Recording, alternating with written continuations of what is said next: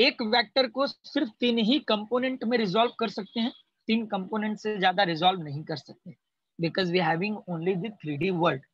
आई repeat, जो यहाँ पे सिंगल वेक्टर है, इस सिंगल वेक्टर को जब हम लोग 3 कंपोनेंट्स में रिजॉल्व करेंगे तो उससे रेजोल्यूशन ऑफ वेक्टर कहा जाता है। अब ये 3 वेक्टर्स कौन कौन से हैं? एक्स एक्सिस, वाई एक्सिस और जेड एक्सिस। तो जब भी हम लोग किसी भी वेक्टर को 3 डायमेंशनल कंपोनेंट में रिजॉल्व करेंगे तो उसे रेजोल्यूशन ऑफ वेक्टर कहा जाता है। याद रखना, मैक्सिमम 3 डायमेंशन में आप लोग इसको रिजॉल्व कर सकते हो, 3 डायमेंशन से ज्यादा रिजॉल्व नहीं कर सकते। Is it clear everyone? Yes sir. Resolution of vector clear हुआ सबको? यस और नो एवरीवन? Yes sir. अब गाइस इसी पे डिपेंडेंट, ये लिख के रख लो आप लोग। हाँ, ये जो एग्जांपल है, लेकिन उसके पहले इनको अगर मैं यूनिट वेक्टर में कन्वर्ट करूं तो यूनिट वेक्टर में कैसे दिखेंगे? I cap r x plus J cap r y k cap r z. Is it clear everyone? Similarly अगर यहाँ पे पी वेक्टर दिया हुआ है तो पी वेक्टर को 3 कंपोनेंट्स में रिजॉल्व कर देंगे। 3 कंपोनेंट कैसे होंगे? P X vector, P Y vector plus P Z vector. Yes और नो एवरीवन? तो अगर इसे भी यूनिट वेक्टर में कन्वर्ट करेंगे तो क्या होगा?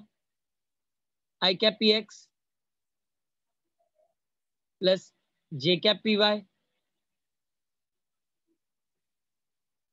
प्लस के cap P Z, right? Yes और नो? Yes sir. क्या क्यू वेक्टर को रिजॉल्व कर सकते हो आप लोग? Yes sir. कितने कंपोनेंट में रिजॉल्व होगा ये? 3। क्यों 3? What is the reason of it? 3 dimension. Because we have only 3-dimensional world. Is it clear all? Yes sir. लिख लो, एग्जाम्पल लिख लो, ताकि आप लोगों को पता रहे कि रेजोल्यूशन ऑफ वेक्टर एग्जैक्टली क्या होता है और मैक्सिमम कितने कंपोनेंट्स में इसको रिजॉल्व कर सकते हैं। तो याद रखना, मैक्सिमम 3 कंपोनेंट्स में रिजॉल्व कर सकते हैं। रीजन ये है क्योंकि हमारे पास 3D वर्ल्ड है।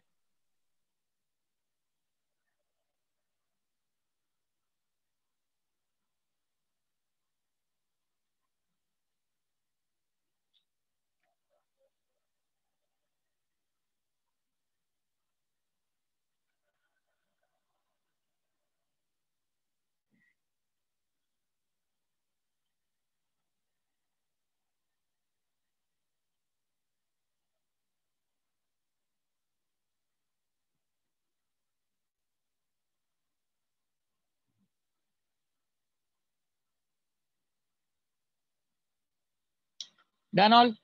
Done sir. अब लास्ट टाइम जो डेरिवेशन था उसी डेरिवेशन पे डिपेंडेंट एक और डेरिवेशन में कराने जा रहा हूँ। लास्ट डेरिवेशन कराने के पहले मैंने आप लोगों को बताया था कि पूरे फिजिक्स में मैग्नीट्यूड फाइंड आउट करने के सिर्फ 2 ही फॉर्मूलाज हैं, जिसमें एक डेरिवेशन हम लोगों ने ऑलरेडी कर दिया है, तो उससे रिलेटेड एक फॉर्मूला हम लोगों को ऑलरेडी मिल चुका हुआ है, and that formula was what? क्या फॉर्मूला था? R is equal to under root p square plus q square plus cos plus theta 2pq cos theta. 2pq cos theta. Yes और नो ऑल? यही था? Yes sir. तो ये magnitude find out करने का पहला फॉर्मूला है। अब मैग्नीट्यूड फाइंड आउट करने का एक दूसरा फॉर्मूला भी है, मतलब मैंने 2 बताए थे कि पूरे फिजिक्स में 2 फॉर्मूलाज होंगे जिससे किसी भी टर्म का मैग्नीट्यूड ढूंढा जाता है। तो जब भी आप लोगों को किसी का भी मैग्नीट्यूड ढूंढने बोल देंगे, चाहे वो वर्क हो, फोर्स हो, एनर्जी हो, वेलोसिटी हो, एक्सेलरेशन हो, टाइम हो, कुछ भी हो, एक्स वाई जेड कुछ भी हो, फिजिक्स में अगर कोई भी टर्म है, अगर उसका मैग्नीट्यूड निकालने बोल रहे हैं तो सिर्फ 2 ही फॉर्मूला यूज करना है, जिसमें से एक फॉर्मूला आप लोगों ने ऑलरेडी देख चुका है कि किस तरीके से जनरेट हुआ है। आज दूसरा डेरिवेशन कराने जा रहा हूं जहां पर दूसरा फॉर्मूला मिलेगा। मतलब ये दोनों फॉर्मूलाज आपको एक ही चैप्टर में मिल रहे हैं, तो काफी इंपॉर्टेंट है दोनों ही डेरिवेशन और इनसे रिलेटेड जो फॉर्मूलाज आप लोगों को मिल रहे हैं। Is it clear everyone? Yes, sir. आज सेकंड वाला फॉर्मूला फाइंड आउट करेंगे दूसरे डेरिवेशन से। So write down question first. Question लिख लो पहले। Find the rectangular components, find the rectangular components in 2 dimensions. Find rectangular components in 2 dimensions. Rectangular components बोला है in 2 dimensions, और दो डायमेंशन में कौन कौन से एक्सिस एग्जिस्ट होती है? X axis and Y axis. Okay, तो हम लोग यहाँ पे एक्स एक्सिस और वाई एक्सिस यूज कर लेंगे।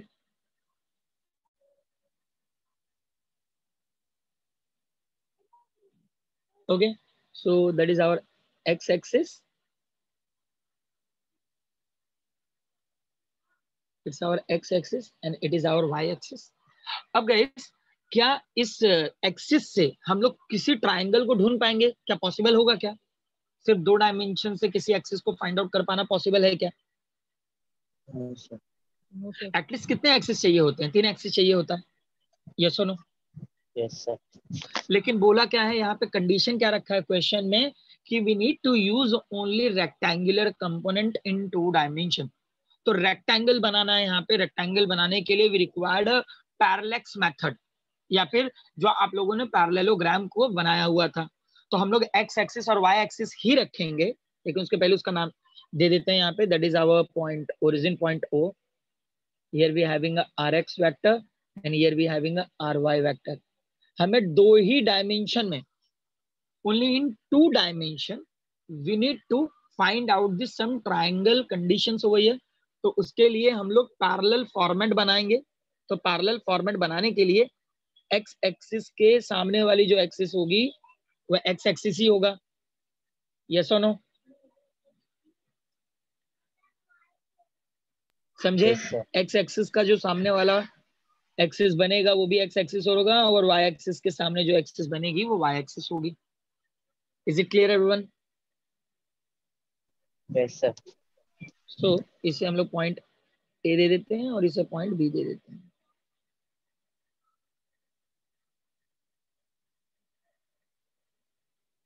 That is our R Y vector. अब गाइस, यहाँ पे रिजल्टेंट वेक्टर ड्रॉ करना है। तो रिजल्टेंट वेक्टर ड्रॉ करना है, so it should be started with the first vector and ended with the last vector. तो हम लोग यहाँ पे पॉइंट सी दे देते हैं। तो एक रिजल्टेंट बना लूंगा यहाँ पे। So that is our R vector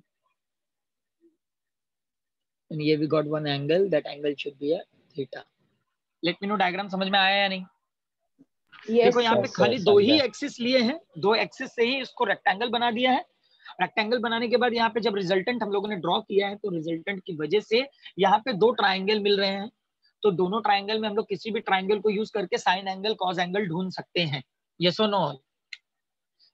yes sir. Okay, अब गाइस, अगर मैं यहाँ पे 2 रेक्टेंगल कंपोनेंट्स, मतलब 2 ही डायमेंशन को यूज करूँ, तो 2 डायमेंशन से रिलेटेड कुछ पॉइंट्स जनरेट हो जाते हैं, जैसे कि आर वेक्टर है। So r vector which is equal to are x vector plus R Y vector. क्यों हम लोगों ने 2 कंपोनेंट में ही रिजॉल्व किया है? क्योंकि क्वेश्चन में ही बोला गया है you have to use only 2 dimension. तो हम लोग सिर्फ 2 ही डायमेंशन के कंपोनेंट यहाँ पे यूज करेंगे। तो इसको यूनिट वेक्टर में अगर कन्वर्ट करूँ, so i cap r x plus J cap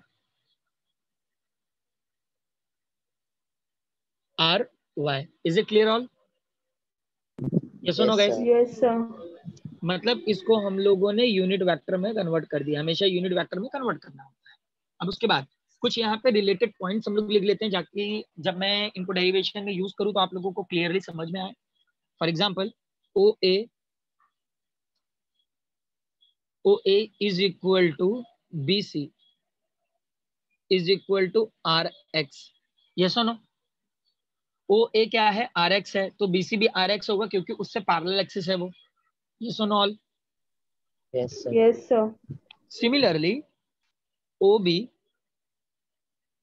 is equal to AC is equal to RY. Is it clear? Yes, sir. After that, we having a OC, that OC which is representing the resultant vector. ये point समझ में आया सबको? Yes, sir. अब guys diagram बना लो, ये नीचे के पॉइंट्स लिख लो ताकि आप लोगों को पता रहे जब मैं इनको यूज करूँ. अच्छा, एक और बात है, आप लोगों ने क्वेश्चन लिखा है ना? Yes, sir. Yes, sir. Okay, question लिखने के बाद एक काम करो आप लोग, पहले ये जो फॉर्मूलाज दिख रहे हैं ना, ये वाले फॉर्मूला, पहले ये दोनों को लिख लो. पहले ये दोनों फॉर्मूला लिख लो जो मैंने ब्रैकेट में लिखा हुआ है. सर डायग्राम के पहले. हाँ, डायग्राम के पहले, सबसे पहले लिख लो.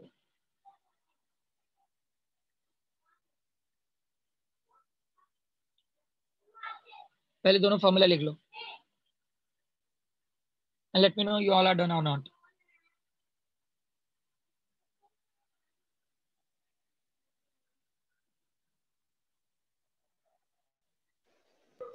Done? Done, sir.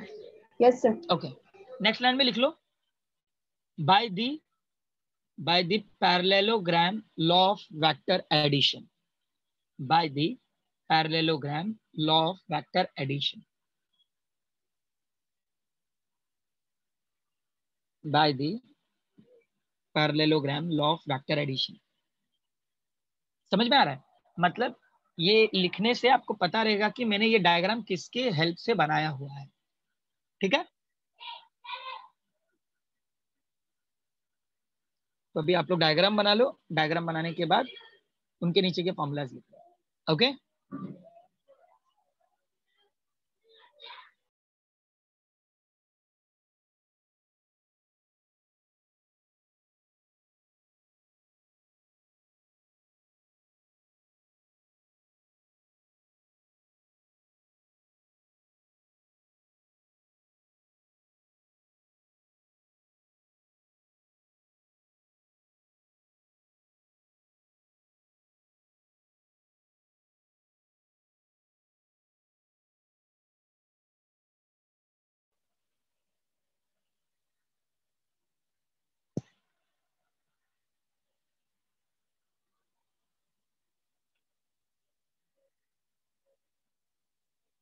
Done, sir.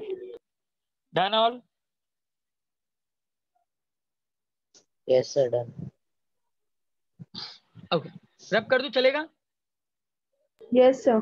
Yes, sir. Yes, sir.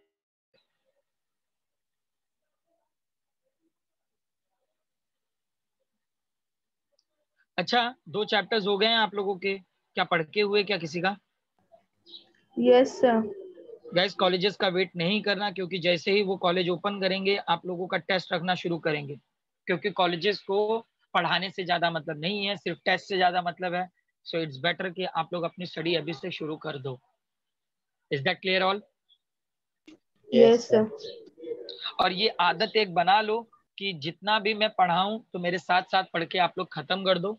इसका बेस्ट एडवांटेज आप लोगों को 12th स्टैंडर्ड में देखने में मिल जाएगा कि आपका सिलेबस साथ में ही पढ़ के खत्म होता रहेगा. तो ये आदत अभी से बिल्ड करना शुरू कर दो. Is that clear?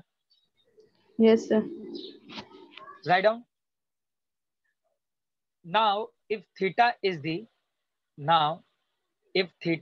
The angle made by r vector. Now if theta is the angle made by r vector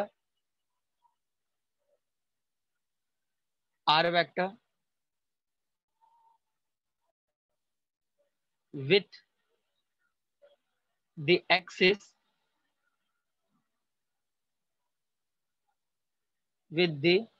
x-axis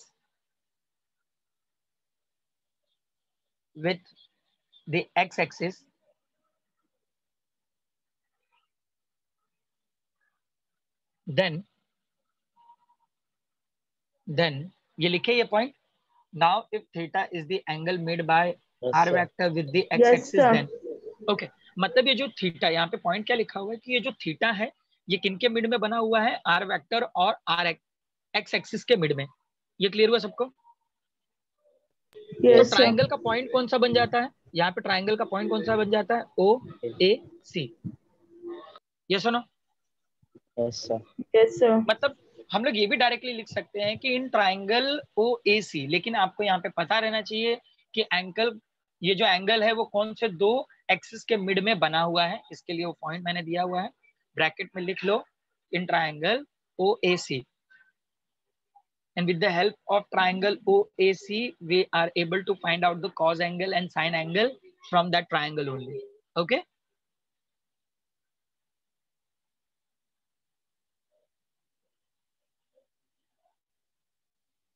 Sir, then के बाद क्या है? देन के बाद क्या लिखना है? then ब्रैकेट में लिखो ट्राइंगल OAC। ये मतलब खाली समझने के लिए इसलिए ब्रैकेट आउट करा दिया है, क्योंकि उस पूरे लाइन का मतलब ट्राइंगल OAC है, कि उस ट्राइंगल OAC को हम लोग यूज करेंगे फाइंड आउट करने के लिए कॉस एंगल और साइन एंगल। समझे? Yes, sir. Yes, sir. अब अगर मैं ट्राइंगल, मैं यहाँ पे ट्राइंगल बना देता हूँ पहले।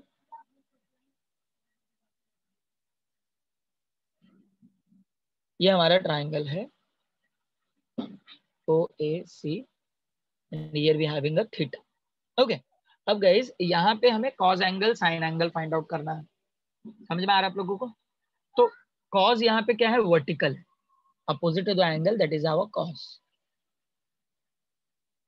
और ये हमारा हॉरिजॉन्टल वाला क्या है? साइन। और ये जो स्लोप होता है ये हमारा tan एंगल है। यस और no all? Yes, sir. Okay, अब यहाँ पे अगर मैं cos एंगल फाइंड आउट करता हूँ तो cos एंगल का फॉर्मूला क्या होगा? मतलब इक्वेशन क्या बनेंगे यहाँ पे? OA upon OC. OA upon OC। सुना सबने? यस और no Yes, everyone? sir. Okay, Yes, sir. OA की जगह पे क्या लिख सकते हैं? RX. R. RX, not only R। और OC की जगह पे R. राइट। सो अगर मैं Yes, sir. RX find out करूं तो क्या मिलेगा यहाँ से? Cos theta. R R cos cos theta. theta। That is our equation number 1। Let me know equation number 1 clear हुआ क्या सबको? Yes, sir. Sir.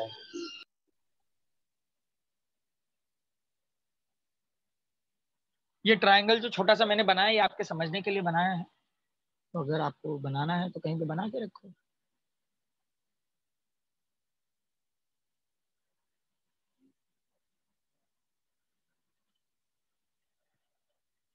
लिख लो इक्वेशन नंबर 1। Done, sir. समझ में आया इक्वेशन नंबर 1 कैसे आया है? Yes, sir. Yes, sir.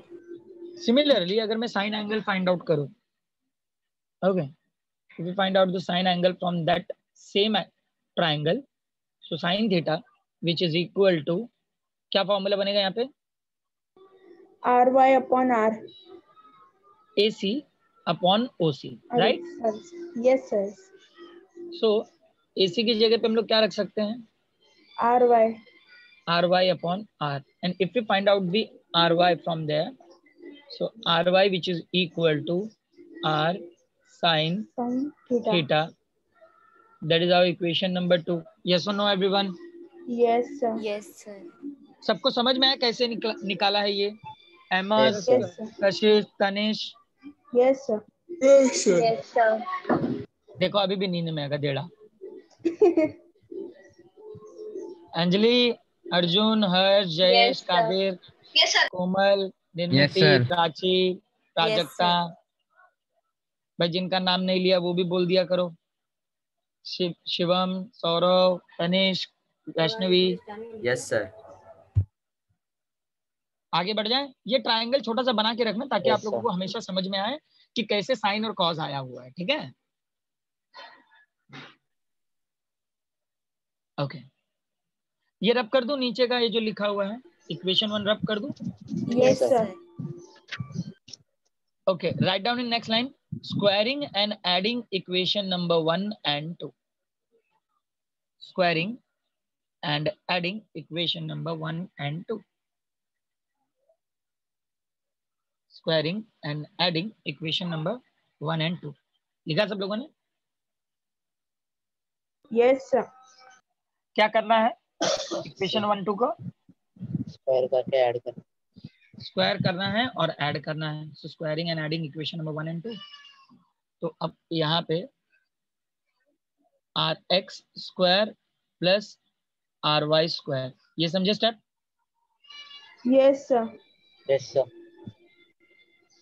अब इनके जो भी कंपोनेंट्स हैं उन कंपोनेंट्स को भी हम लोग स्क्वायर और ऐड करने वाले हैं।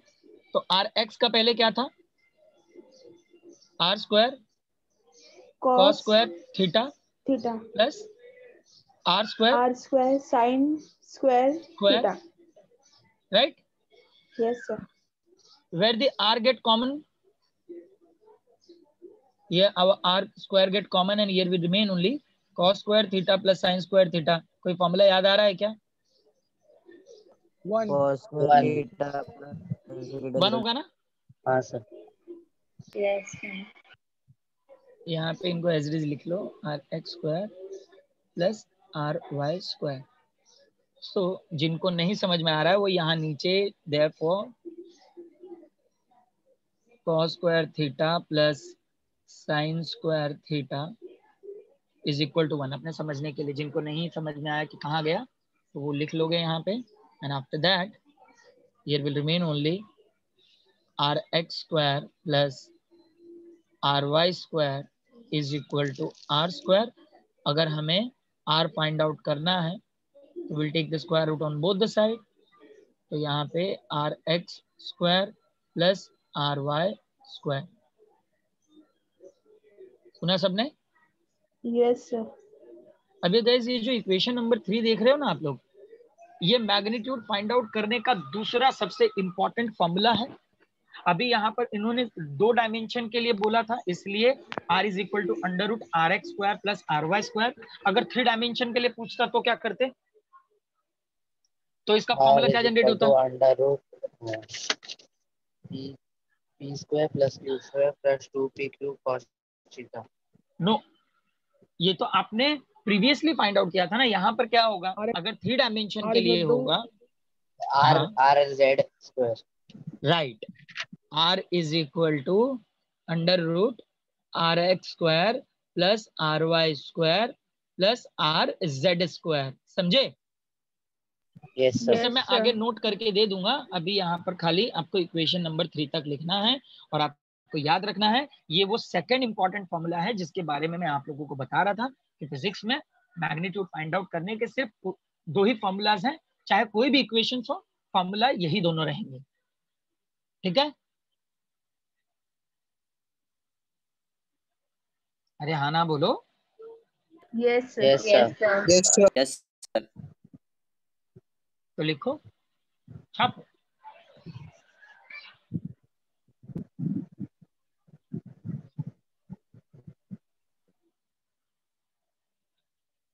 Done sir, done all, let Yes, everyone sir. Complete.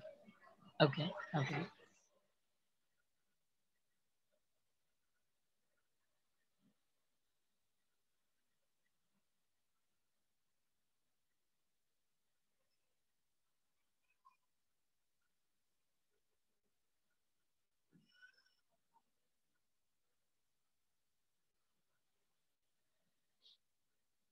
रब कर दूं पूरा?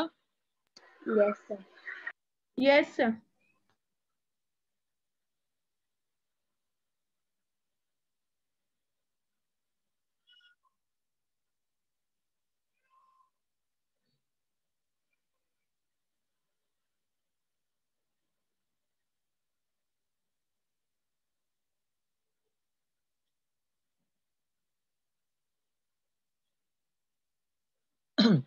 ओके, नेक्स्ट लाइन में लिखो, divide equation 2 by equation 1 we get, divide equation 2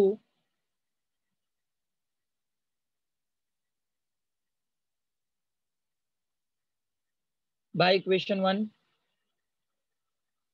we get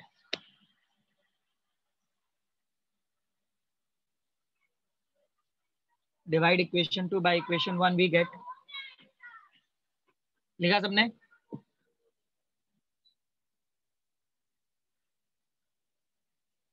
I hope Yes, sir. Equation 2 दिख रहा है आप लोगों को। इक्वेशन 2 क्या है? Ry is equal to r cos theta. Equation 2 ध्यान से sir. देखो। Yes, sir. Ry is equal to r sin theta. R Ry is equal to r Equal to r sin sin theta. theta. हाँ sine theta है वो। क्या है?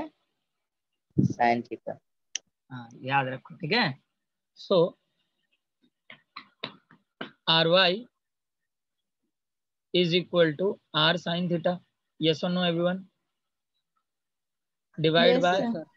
rx is equal to r cos theta, where r will get cancelled. Sin theta upon cos theta, it will become a tan theta. Yes or no, everyone? Yes, sir. अब guys अगर मैं यहाँ से सिर्फ एंगल फाइंड आउट करूँ, सिर्फ theta, तो tan को इक्वल के इस साइड लेके आएंगे, so it will become a tan inverse. Yes or no? And that is our ry upon rx.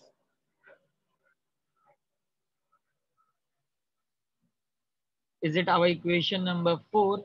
And it is representing the direction of r vector. Equation 4 represents the direction of resultant vector. Previous derivation में भी तो यही सब find out किए थे ना, आया ना?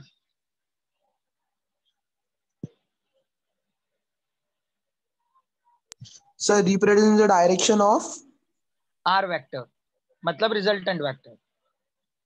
Equation 4 represents the direction of resultant vector.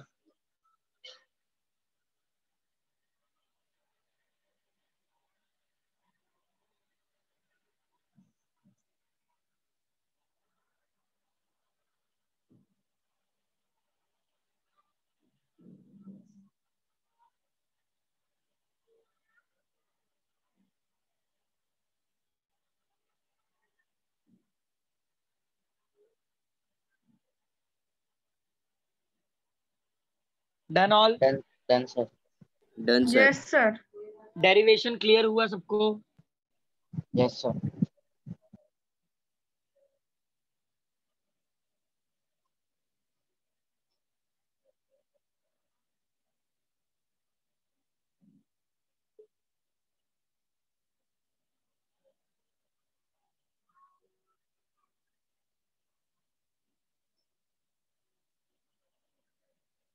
Okay अब जरा नोट करके कुछ पॉइंट समझ लो। जैसे अगर 3 डायमेंशनल में ये रिजॉल्व करने बोलता, तो 3 डायमेंशन में बोलता तो आर वेक्टर की जगह पे साथ में क्या लिखते? R x vector plus R Y vector plus R Z vector. इसे अगर मैं यूनिट वेक्टर में कन्वर्ट कर दूं तो i cap r x plus J cap r y plus के cap r z. After that अब अगर मुझे यहाँ पे इस आर वेक्टर का मैग्नीट्यूड ढूंढना होता, याद रखना, अगर मुझे आर वेक्टर का मैग्नीट्यूड, रिजल्टेंट वेक्टर का मैग्नीट्यूड ढूंढना होता 3 डायमेंशनल में, तो एक एक पॉइंट करके जरा समझते हैं। अगर 1 डायमेंशन में बोलता तो सिर्फ R x square, R is equal to under root R x square. अगर डबल डायमेंशन में बोलता तो R x square plus R Y square, और ट्रिपल डायमेंशन में पूछता तो आर स्क्वायर जेड। समझ में आ रहा है सबको? ये नोट 3 Yes, sir. डायमेंशन के लिए है कि अगर 3 डायमेंशन पूछता तो आप मैग्नीट्यूड को इस तरीके से यूज करते। Okay Yes, sir. लिख लो।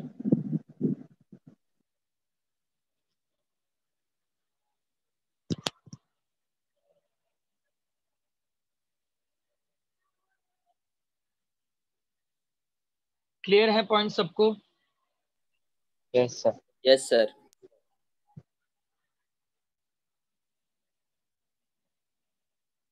अब मुझे ये बताओ कि अपने पास यहाँ पे 2 डायमेंशंस मिल चुके हैं, यस और नो?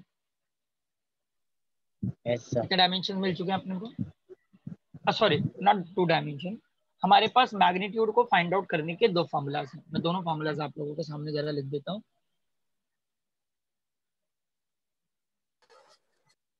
ये 3 डायमेंशन का एक हो गया, 3 डायमेंशन हो, 1 डायमेंशन, 2 डायमेंशन हो, एक ही जैसा रहेगा। और दूसरा फॉर्मूला था r is equal to under root P square plus Q square plus 2pq cos theta. Right, यहाँ पे मैग्नीट्यूड के दोनों फॉर्मूलाज मिल गए। क्या दोनों फॉर्मूलाज के डेरिवेशन सबको क्लियर है? Yes sir.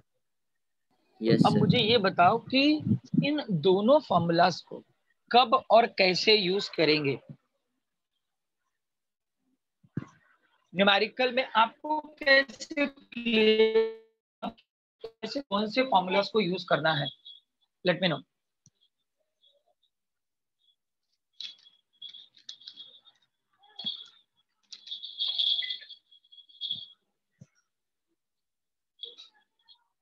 Come on, pick up guys.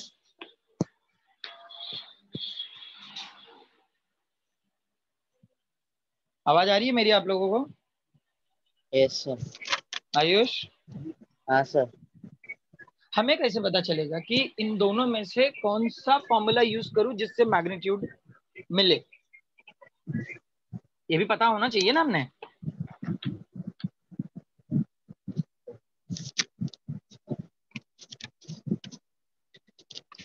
आपको कैसे क्लियर होगा? Anyone of you? ये क्वेश्चन जनरेट होता है ना कि सर हमें कैसे पता चलेगा कि कब कैसा यूज करना है? आप में से कोई भी बता दे मुझे। दोनों फॉर्मूलाज को देखो, एक डिफरेंस है। दोनों फॉर्मूलाज को ध्यान से देखो, कुछ डिफरेंसेस दिखाई देंगे वहां पे। Sir angle. एंगल का तो एंगल किसमें है? सर फर्स्ट वाले में, मतलब जो पहले मिला फर्स्ट था। वाले में, जो पहले मिला था। और दूसरे वाले में एंगल है क्या? दूसरे वाले में एंगल है ही नहीं। राइट, यस तो सर। मतलब डिफरेंस समझ में आया सबको? Yes sir. अगर कहीं पर भी एंगल दिया होगा, for example p vector which is perpendicular to q vector, मतलब एंगल दिया है, थीटा दिया है, तो वहां पर क्लियर हो जाएगा कि आपको ये फॉर्मूला यूज करना है।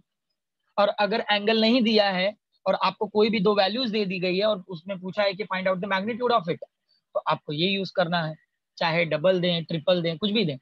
3 डायमेंशन देंगे 3 यूज करोगे, 2 बोलेंगे तो 2 यूज करोगे, सिंगल बोलेंगे तो सिंगल यूज करोगे। लेकिन जब ये वाला फॉर्मूला अप्लाई करना होगा तो वहां पर एंगल होगा। अगर न्यूमेरिकल में एंगल दे दिया है, गिवन में है, और आपको मैग्नीट्यूड पूछा है, तो वहां पे क्लियर हो जाएगा कि यही फॉर्मूला यूज करना है मैग्नीट्यूड ढूंढने के लिए। याद रखना, नीट और जेडबल में इस बात का आपको ख्याल रखना है। सुना सबने? Yes sir. क्योंकि दो है ना यहाँ पे, फॉर्मूला एक नहीं है, फॉर्मूलाज दो हैं।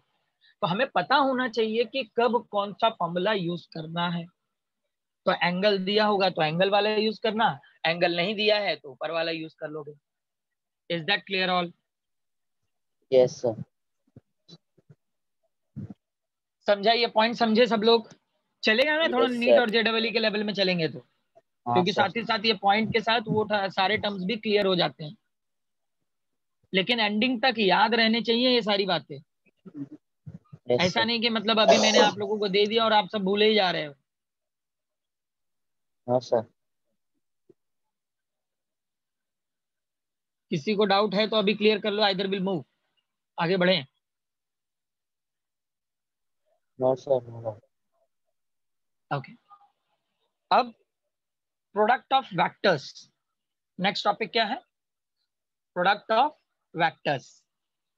अब गाइस ये जो प्रोडक्ट ऑफ वेक्टर्स है, अगर मैं इसको बहुत सिंपल में बोलूं तो मल्टीप्लिकेशन के दो कंडीशंस हैं। सुना आप लोगों ने? मल्टीप्लिकेशन के कितने कंडीशंस हैं? दो, या फिर बोल सकते हैं मल्टीप्लिकेशन के दो टाइप हैं। आवाज आ रही है मेरी सबको? Yes sir. मल्टीप्लिकेशन के कितने टाइप हैं? 2 टाइप्स। 2 टाइप्स। एक है डॉट और एक है क्रॉस। आपने देखा होगा कहीं कहीं पे पी और क्यू लिखा हुआ है डायरेक्ट, तो इनके बीच में कुछ नहीं है, मतलब फिर भी तो मल्टीप्लाइड ही करते हैं ना हम लोग। Yes sir. कुछ नहीं है मतलब इनके बीच में डॉट है, और कहीं कहीं पे स्पेसिफिकली शो किया होता है पी क्रॉस क्यू। तो दोनों का ही मतलब होता है मल्टीप्लिकेशन। दोनों का मतलब क्या होता है? मल्टीप्लिकेशन। मल्टीप्लिकेशन। ये बात समझे सब? Ahmad, Anjali, Jayesh? Yes sir. Okay. तो अब गाइस दो टाइप के प्रोडक्ट यहाँ पे जनरेट हो गए। सबसे पहले यहाँ पे दो साइन दिख रहा है ना, मल्टीप्लिकेशन के दो टाइप, एक डॉट है और एक क्रॉस है। तो यहाँ पे दो टाइप बन जाते हैं प्रोडक्ट्स के। मेन प्रोडक्ट नहीं है लेकिन मेन प्रोडक्ट को ये शो जरूर करेंगे। तो पहले ये जो दो साइन दिख रहे हैं, ये दोनों साइन से रिलेटेड दो प्रोडक्ट बन जाते हैं। एक बनता है डॉट प्रोडक्ट, एक क्या बन गया है? Dot product. और दूसरा, क्रॉस प्रोडक्ट। दूसरे का नाम क्या होगा? Cross product. सुना सबने? हमारे पास यहाँ पे दो साइन, सबसे पहले मल्टीप्लिकेशन के दो टाइप। तो मल्टीप्लिकेशन के दो टाइप हैं, तो दोनों साइन जो दिख रहे हैं, एक डॉट साइन दिख रहा है, क्रॉस साइन दिख रहा है। तो डॉट साइन का एक नाम बन गया डॉट प्रोडक्ट और क्रॉस साइन का एक नाम बन गया क्रॉस प्रोडक्ट। सुना सब लोगों ने? Yes sir. ओके। अब गाइस अगर दो वेक्टर के बीच में डॉट साइन है तो इसे डॉट प्रोडक्ट कहेंगे। क्या कहेंगे इसे? Dot product. और अगर दो वेक्टर के बीच में क्रॉस साइन है तो इसे हम लोग क्या कहेंगे? Cross product. Cross product. समझ में आया definition? The Yes, dot sir. sign using between the two vector is known as the dot product, and the cross sign using between the two vector is known as the cross product. Yes or no all? Yes sir. ये दोनों definition clear हुआ क्या सबको? First let me no. Yes sir. याद रहेगा? Yes, बोलो sir. Ayush, definition बोलो दोनों। Dot used between two vectors is called dot dot product. Sign, don't Dot forget to sign. Right sign. हाँ, Cross sign used between two vectors is known as cross product. सुना सबने? Yes और no? Rishabh, Ahmad, yes sir. बोल सकते हो definition क्या? Yes, sir. बोलो, let me know the definition. Guys रट्टा नहीं मारना, इतना याद रखना, इसलिए पॉइंट्स को Dot sign समझ लो। between हाँ, two vector is called dot product. Yes, Cross sign between two vector is known as cross product. Very nice. The dot sign using between the two vector is known as the dot product, and the cross sign using between the two vector is known as the cross product. Is it clear all? Yes sir. आगे बढ़ जाए? Yes sir. Okay. अब guys next आता है हमारा जो main product है, एक है स्केलर प्रोडक्ट और दूसरा है वेक्टर प्रोडक्ट। सुना आप लोगों ने? एक क्या है? स्केलर प्रोडक्ट और दूसरा क्या है?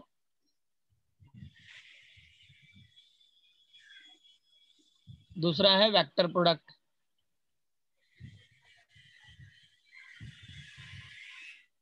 ये सुना? बेसिकली हमारे पास जो प्रोडक्ट ऑफ वेक्टर्स थे, ये प्रोडक्ट ऑफ वेक्टर्स के दो नाम है, एक स्केलर प्रोडक्ट है और एक वेक्टर प्रोडक्ट है। Is it clear all? Yes कौन कौन sir. से प्रोडक्ट है यहाँ पे? Scalar product and vector product.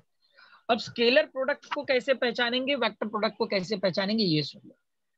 Scalar product को हम लोग पहचानते हैं डॉट साइन से। अगर कहीं पर भी डॉट साइन है मतलब वो स्केलर प्रोडक्ट को रिप्रेजेंट कर रहा है। किसको रिप्रेजेंट कर रहा है? Scalar product.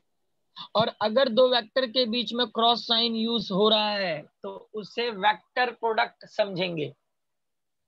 स्केलर प्रोडक्ट और वेक्टर प्रोडक्ट को कैसे पहचानना है, ये क्लियर हुआ क्या? अगर Yes, दो yes, वेक्टर के बीच में डॉट साइन होगा तो समझ जाना ये स्केलर प्रोडक्ट है। और दो साइन के बीच में क्रॉस यूज होगा तो समझ जाना वो वेक्टर प्रोडक्ट है। यस और नो? Yes sir. समझ में आया कैसे पहचानना है स्केलर प्रोडक्ट और वेक्टर प्रोडक्ट को? Yes sir. अब गाइस एक्चुअल स्केलर प्रोडक्ट और वेक्टर प्रोडक्ट का काम क्या होता है और ये क्या चीजों को रिजॉल्व करते हैं? सबसे पहले scalar product.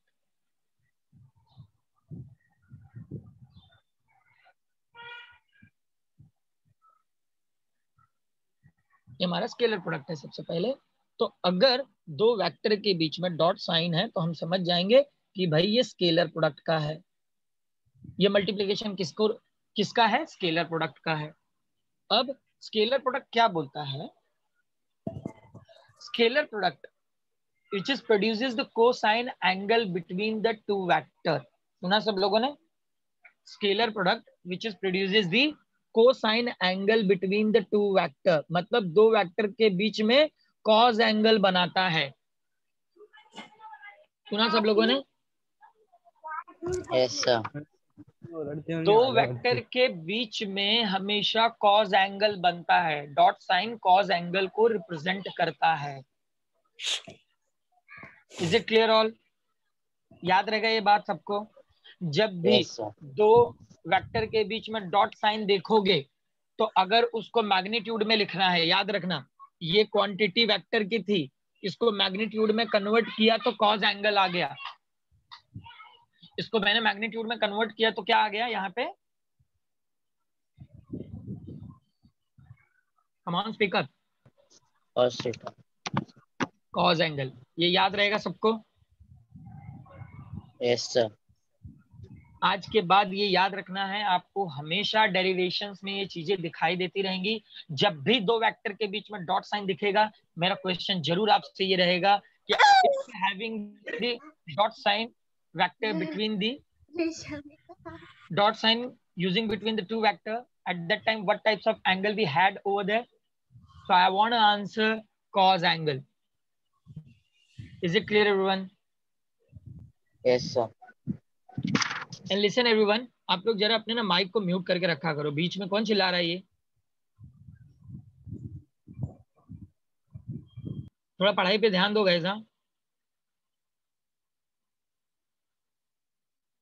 Scalar product clear हुआ सबको? सर जी सॉरी सर इसका डेफिनेशन बता दो ना।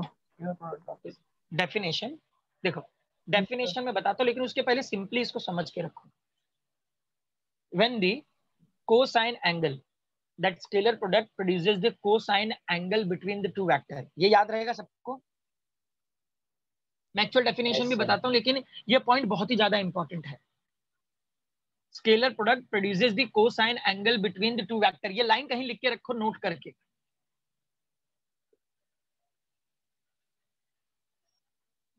Scalar product produces the cosine angle between the two vectors. लिखा सबने? सर रिपीट करो ना। Scalar product produces the cosine angle between the two vectors।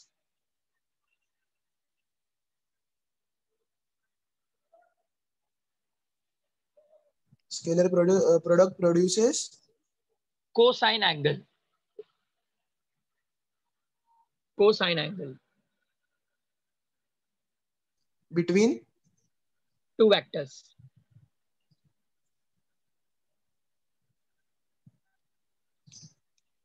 cosine angle between the two vectors लिखे?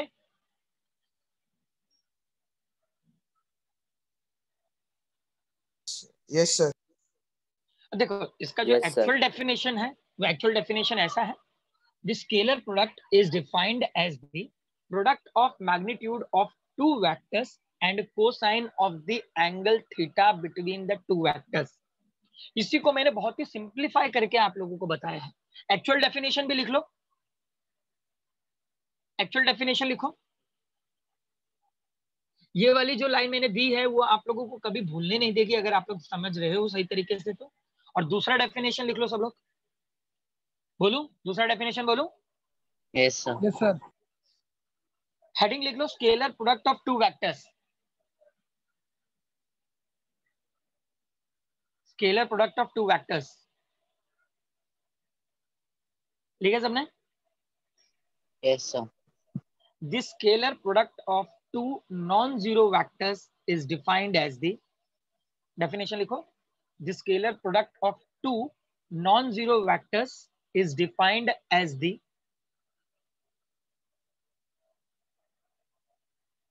scalar product of two non-zero vectors is defined as the product of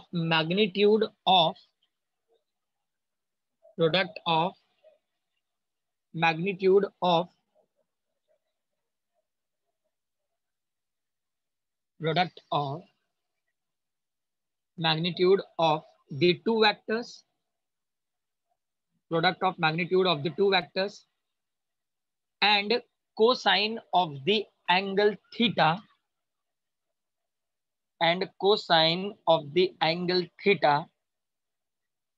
between the two vectors,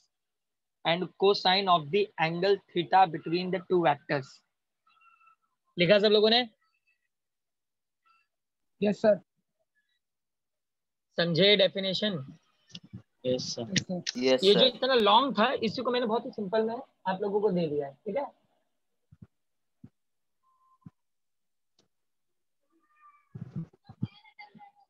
लिखे सबने?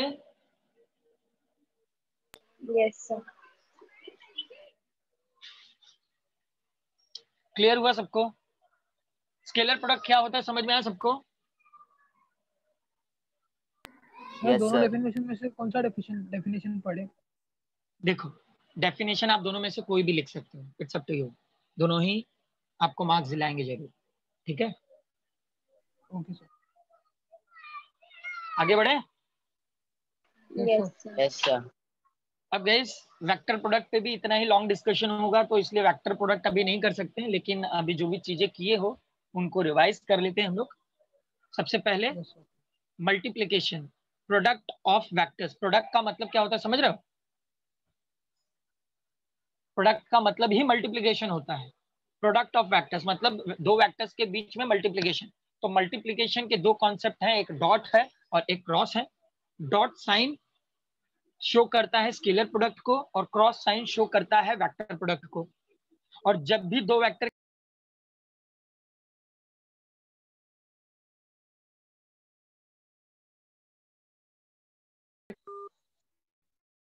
आवाज आ रही है मेरी आप लोगों को?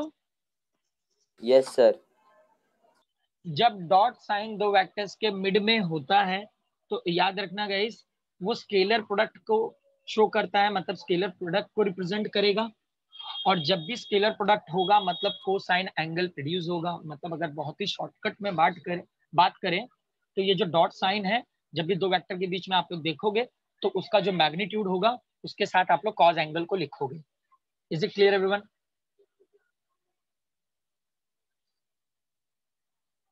और अगर मैं तीनों डेफिनेशंस की बात करूं, अभी तक जो अपने डेफिनेशंस हुए हैं डॉट साइन, क्रॉस साइन और डॉट प्रोडक्ट, क्रॉस प्रोडक्ट और स्केलर प्रोडक्ट के, तो डॉट प्रोडक्ट का डेफिनेशन होगा the dot sign using between the two vector. Cross product का होगा the cross sign using between the two vector.